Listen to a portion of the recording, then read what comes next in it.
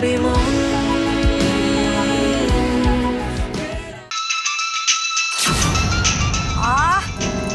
বড় এরকম কাতর হয়ে কখনো ডাকে না, যেভাবে ফোন বাজে।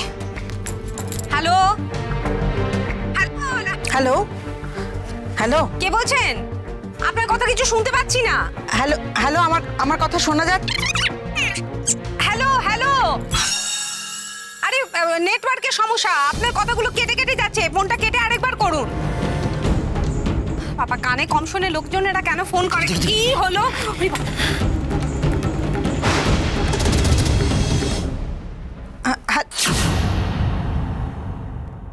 কি হলো রে, কথা বললো না?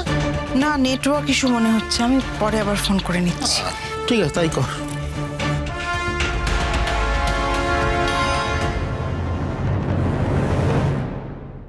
এরকম চিলের মতো ছো মেরে ফোনটা কেড়ে নিল। আমার হাত থেকে ফোন কেড়ে নেওয়া কি খারাপ। এই যে কি এরকম ভাবে ফোনটা কেউ কেড়ে নেয়? শোনো, ভালো মুখে বললে না লোকে ফোন কেন মন পর্যন্ত দিয়ে দেয়।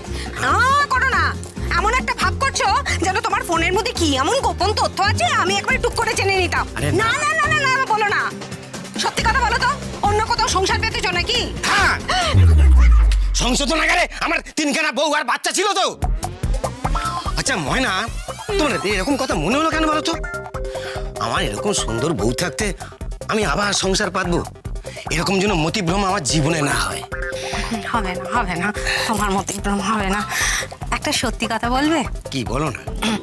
বলছি, স্ত্রী ঘরে ওরা আবার সংশোধন করার জন্য জোর করে বিয়ে টিয়ে দেয় না তো? হ্যাঁ,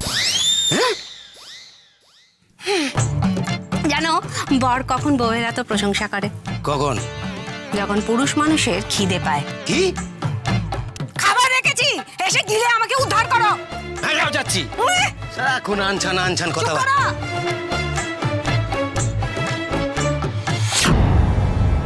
খুব বাঁচা বেঁচে গেছি।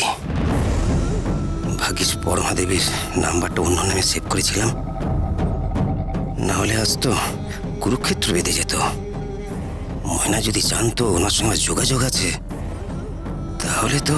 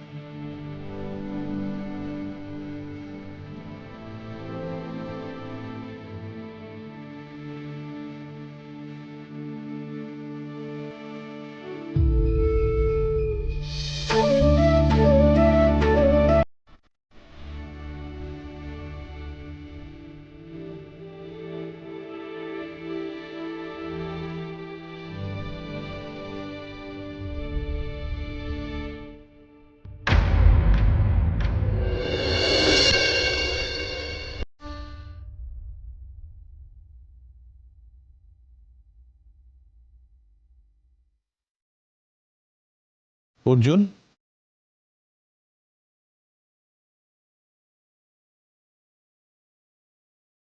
স্যার, এ কি তুমি এসব করছো কেন? স্যার, বাগানটা আসলে খুব সুন্দর, তাই একটু ঘুরে ঘুরে দেখছিলাম। আর গাছ আমার নিজেরও খুব পছন্দের, ওইটা জল দিচ্ছিলাম।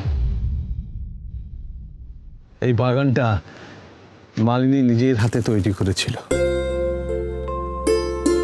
সকাল সন্ধ্যা এই গাছের, এই বাগানের সমস্ত পরিচর্যা করত। মালিনী যখন চলে যায়, এই বাগানটারও যেন প্রাণ চলে যায়। আমরা এখান দিয়ে যাতায়াত করি বটে, কিন্তু কেউ কখনো ফিরেও তাকাতাম না। অবশ্য তুলসী আসার পর আবার এই বাগানের যত্ন নেওয়া শুরু করে। স্যার, আপনাকে একটা প্রশ্ন করব? হ্যাঁ, বলো। আসলে আপনার এখানে আসার আগে আপনার বাড়িতে ঘটে যাওয়া অ্যাক্সিডেন্টগুলোর ব্যাপারে আমি কিছু খোঁজ খবর নিয়েছিলাম, আর সেখান থেকে জানতেই পেরেছি কিছু কথা। স্যার, মালিনী ম্যাডামকে কি খুন করা হয়েছিল?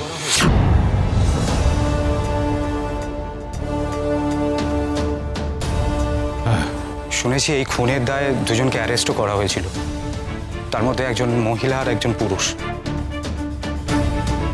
ওই দুজন কি এখনো জেলেই রয়েছে? স্যার, ওরা মালিনী ম্যাডামকে খুন কেন করেছিল? আপনার সাথে কি ওনাদের কোনো শত্রুতা ছিল? আচ্ছা, ওই মহিলাটি কে ছিল?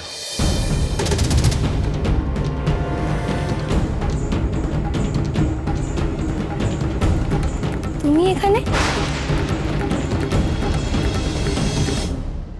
তুমি এখানে কি করছো অর্জুন?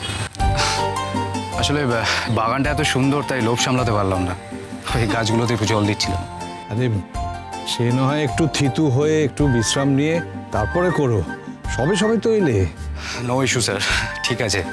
আর স্যার, আমি এই বাড়ির ছেলে নই বলে আপনি আমাকে কোনো কাজকর্মই করতে দেবেন না, এটা তো ঠিক না। বাবা, ওর যখন এখানে কাজ করতে ভালো লাগছে তাহলে করতে দিন না। আর এমনিও আমি শুনেছি বাগানে সময় কাটালে অনেক সময় অসুস্থ মানুষও খুব তাড়াতাড়ি সুস্থ হয়ে ওঠে। বেশ, তাহলে তোমাদের দুজনের হাতেই আজ থেকে বাগানের দায়িত্ব। আমি একটু নিশ্চিন্ত হলাম, মালিনীর এই বাগানটা তোমাদের হাতেই বেঁচে থাকবে। আমার একটু কাজ আছে, আমি ঘরে যাচ্ছি, তোমরা কথা বলো। তারপর অফিসের প্রথম দিন কেমন কাটলো? খুব ভালো কেটেছে। বেশ, আসলে ওরা এতদিন আমার অর্ডার শুনতেই অভ্যস্ত, তো আজ থেকে কেউ নতুন অর্ডার দেবে, তাও আবার একজন মহিলা, একটু অসুবিধা হতেও পারে। কিন্তু এক মিনিট, আপনাকে কিছু দেওয়ার আছে।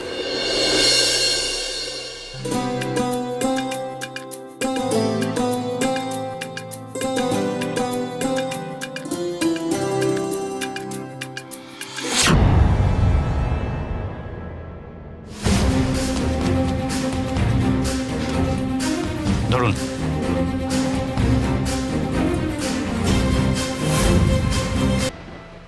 এটা মানে? আপনার কোনো শুভাকাঙ্ক্ষী এটা অফিসে রেখে গেছিলেন, তাই আমি নিয়ে এলাম। ও, থ্যাংক ইউ।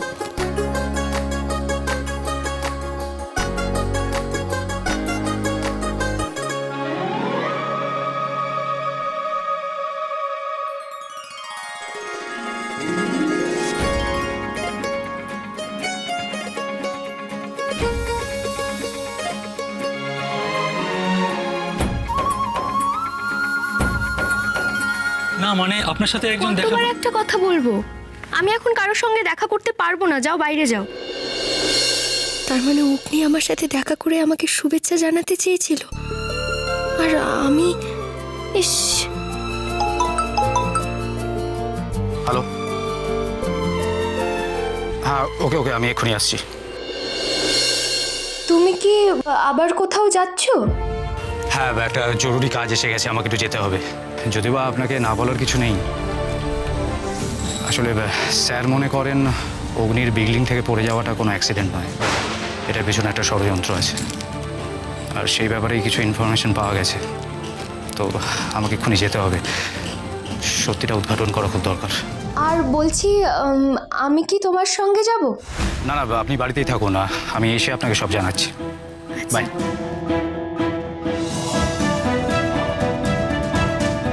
ষড়যন্ত্র? তার মানে অগ্নিকে কেউ মারতে চেয়েছিল, কিন্তু কে?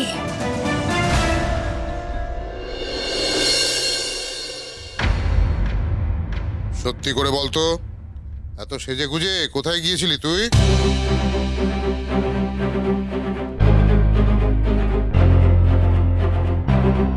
একদম চুপ করে থাকবি না, উত্তর দে। আমাকে মিথ্যে কথা বলে বোকা বানানোর চেষ্টা করে কোনো লাভ নেই, আমি সব সত্যি বার করে নেব। বল কোথায় গেছিলি? বাবা, আমি দিদির বাড়িতে গেছিলাম। কেন? তুমি কি জানো দিদির শ্বশুরমশাই দিদিকে নতুন কোম্পানির দায়িত্ব দিয়েছে? কি করে জানবে? যেদিন এসব ঘোষণা টোষণা হচ্ছিল সেদিন তো তোর বাবা নেশা করে উল্টে পড়েছিল। মোটেই না, একদম আজে বাজে কথা বলবে না। একটু খারাপ লাগলো তাই ঘুমিয়ে পড়েছিল। যাকে তা তুলসীর নতুন কোম্পানির দায়িত্ব পাওয়ার সঙ্গে তোর ওই বাড়িতে যাওয়ার সম্পর্কটা ঠিক কি? দিদি আজ থেকে নতুন কোম্পানির দায়িত্ব নিয়ে অফিসে যাওয়া শুরু করেছে, তাই আমি ওকে শুভেচ্ছা জানাতে গেছিলাম। এরপরেও তুমি মেয়েটাকে বকবে? ও তো ঠিকই করেছে, যে কাজটা তোমার করার কথা সেটা ও গিয়ে করে এসেছে। তুমি তো তোমার মেয়েকে নিয়ে ভাবও না, যদি ভাবতে তাহলে অন্তত একবার গিয়ে ওকে আশীর্বাদ করে আসতে। না না ভাবি, না রে তিতির, তুই ভালোই করেছিস। মাঝখানে হয় তুমি কি কোনোদিনও বদলাবে না? ও মা, এই কি উল্টো পাল্টা বোকা বোকা কথা বলছো? হ্যাঁ, আমি কি আবহাওয়া নাকি? হ্যাঁ, যে ফটাফট বদলে যাবো? তোমার সাথে না কথা বলে কোনো লাভ নেই, তার থেকে আমি আমার কাজগুলো সারি। তিতির, তুই তাড়াতাড়ি জামা কাপড় ছেড়ে হাত মুখ ধুয়ে নে, আয়। শোন, ওই বাড়িতে গিয়ে কি কি করলি? কি আবার করব? না, তুলসী নিশ্চয়ই অফিসে ছিল, আর অগ্নি হয় কলেজে বা অন্য কোনো কাজে, আর মন্ত্রী মশাই নিশ্চয়ই এদিক ওদিক মিটিং মিছিল করে বেড়াচ্ছিল। বাকি রইল পরমা দেবী, উনি তো সারাদিন ওনার ভাই আর ভাইয়ের বউয়ের সঙ্গে গুজুর গুজুর ফুসুর ফুসুর করেন, আজও নিশ্চয়ই তাই করছিল। তা তুই সারাদিন ওই বাড়িতে কি করলি? পার্থিবের সঙ্গে আড্ডা মারছিলি? ওই একটু একটু কেন, একটু ভালো করেই মারতে পারতিস, বেশি করেই মারতে পারতিস। ছেলেটাকে আমি পড়ে ফেলেছি, ছেলেটা মন্দ নয়, ভালো ছেলে, মনটা খুব ভালো। সুযোগ সময় পেলেই তুই ওর সঙ্গে একটু আড্ডা মারিস, কেমন? কিন্তু একটা কথা মাথায় রাখবি, পড়াশোনাটাও কিন্তু সমান তালে চালিয়ে যেতে হবে। তোকে কিন্তু তুলসীর মতো হতে হবে, যাতে তুলসীকে যেমন ওর শ্বশুর মশাই একটা কোম্পানির মালকিন করে দিয়েছে, তোকেও যেন উনি একটা কোম্পানি গিফট দেয়। আমার এসব কোম্পানি টম্পানি কিছু চাই না বাবা, আমার একটু সুখ চাই, শান্তি চাই, আর তাতেই আমি খুশি। বোকামি করছিস, তুই জানিস না তোর সুখ ঠিক কিসে? টাকা পয়সা না থাকলে কোনো সুখই সুখ নয়। টাকা এমন একটা জিনিস যা দিয়ে পৃথিবীর সব সুখ কেনা যায়। আমি কিছু শুনতে চাই না, তোকেও এরকম একটা বড় সড়ো দাও মারতে হবে, না হলে কিন্তু আমি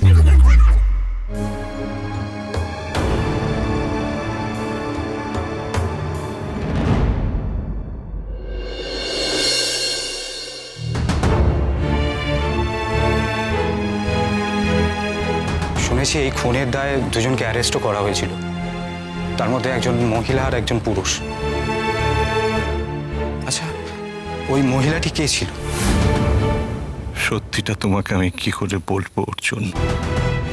এ যে আমার জীবনের কত বড় একটা ব্যথা, একে আমি না পারি ভুলতে, না পারি ফেলতে। শাঁখের করাতের মতো সে আমার গলায় ফাঁস হয়ে আটকে আছে, সারা জীবন থাকবে। আমি কিছুতেই। ঋষিকেশ, ঋষিকেশ, কি হয়েছে তোমার? এসো এসো এসো এসো এসো এসো, বসো এখানে, বসো, আরাম করে বসো। কি হয়েছে বলো তো? শরীর খারাপ লাগছে না? কে না, বসো।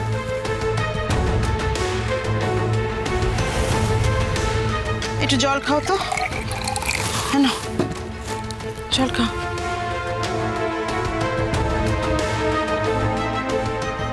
আচ্ছা, হঠাৎ মাথা ঘুরে গেল কেন? ঠিকই তো ছিলে, নিশ্চয়ই কোনো কিছু নিয়ে টেনশন করছো। হ্যাঁ, টেনশন তো বটেই। আমার মনে হচ্ছে আমার জীবনে আবার একটা বড় সড় ঝড় আসতে চলেছে। ঋষিকেশ এই কথা বলছে কেন? ও কি সব জেনে গেল নাকি? কি বলছো বলো তো? কিসের ঝড়? আমি ঠিক বুঝলাম না তো। আজ থেকে 21 বছর আগে একটা ঝড় আমার জীবনকে ওলট পালট করে দিয়েছিল।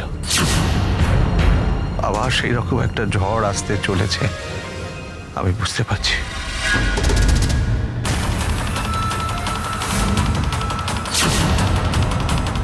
তোমার হঠাৎ এরকম মনে হলো কেন? মানে হঠাৎ হলোটা কি? আমি একটা আঁচ পাচ্ছি জানো। 1 বছর ধরে যা যা ঘটে চলেছে, সেই জন্যই আমার কথাটা মনে হচ্ছে। তুমি ভেবে দেখো, এই 1 বছর ধরে একটার পর একটা বিপদ ঘটে চলেছে।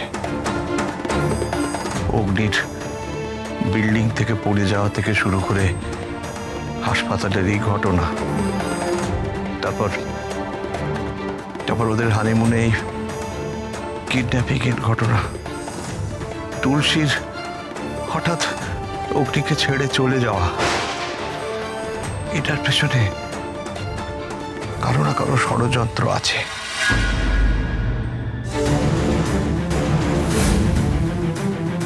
সে এত সহজে ছাড়বে না, সেটা আমি বুঝতে পারছি।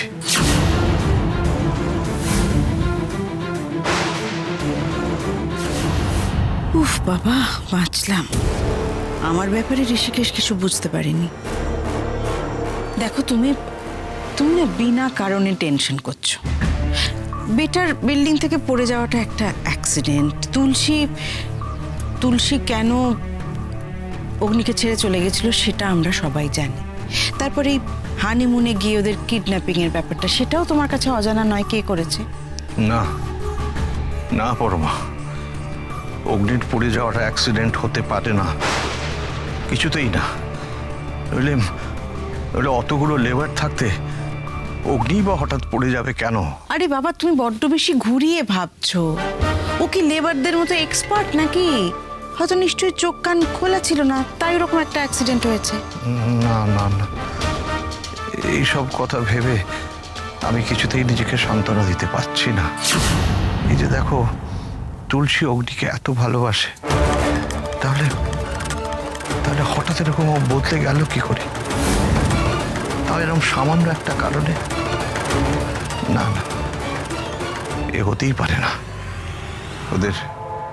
ওদের হানিমুনে ওই কিডন্যাপিং এর পেছনে কারো সুপারি আছে।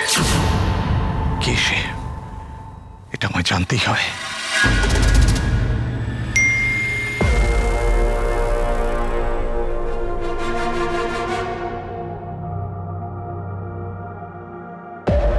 অর্জুন মেসেজ করেছে। ও লিখছে যে আমি কাজেতে বাইরে যাচ্ছি। অগ্নির পড়ে যাওয়ার পেছনে কার হাত আছে সেই সত্যিটা এবার জানতে পারবো।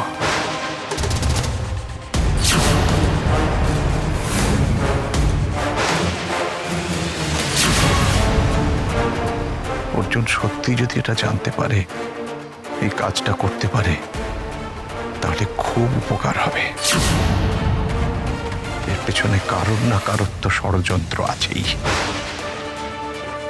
এটা আমাকে জানতেই হবে।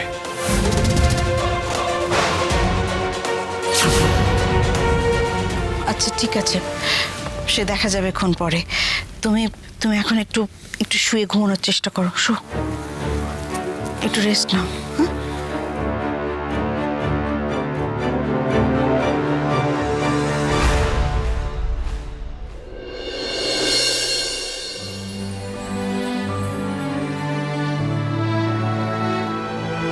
অগ্নি,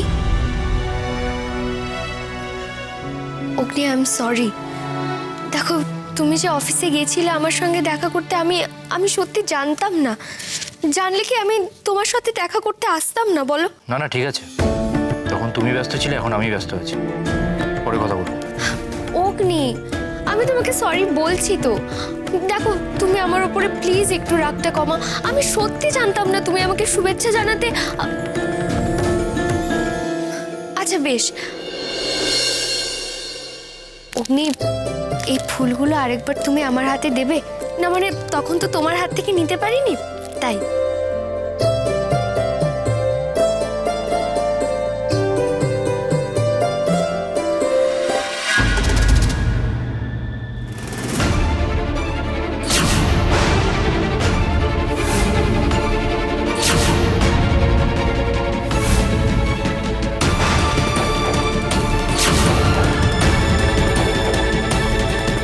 তুমি তোমার কাজে ব্যস্ত থাকো আর আমাকে আমার কাজে ব্যস্ত থাকতে দাও প্লিজ।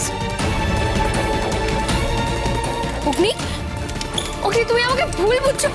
অগ্নি, আমার কথাটা শোনো।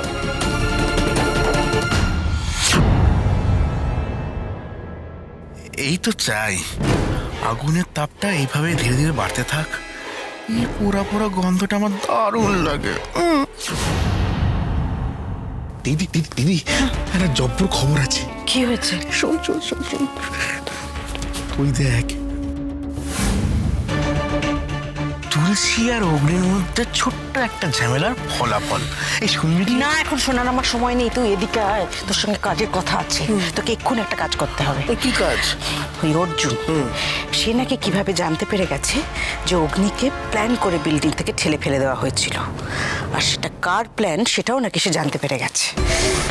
এই দিদি, ও এসব জানলো কি করে? হ্যাঁ, এত গভীরের খবর ওর তো জানার কথা না। আরে সেটা আমি কি করে জানবো? কি করে জানলো? ভালো কথা বলছি, ওই ম্যানেজারের সঙ্গে যদি কোনো কারণে অর্জুনের দেখা হয়, আর ম্যানেজার যদি চাপে পড়ে তোর নাম বলে দেয়, তাহলে কিন্তু তোকে জেল খাটতে হবে। কি এই দিদি, আমি জেলে ফেলে যেতে পারবো না। হ্যাঁ, এই দোষটা কি শুধু আমার নাকি? আমি তো তোর কথা শুনে কাজটা করেছি। চুপ।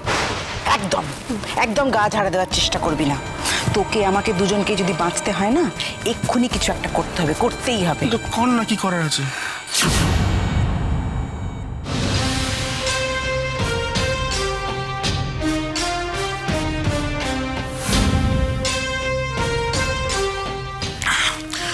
যা বলার তো বললাম, দেখা যাক কি হয়।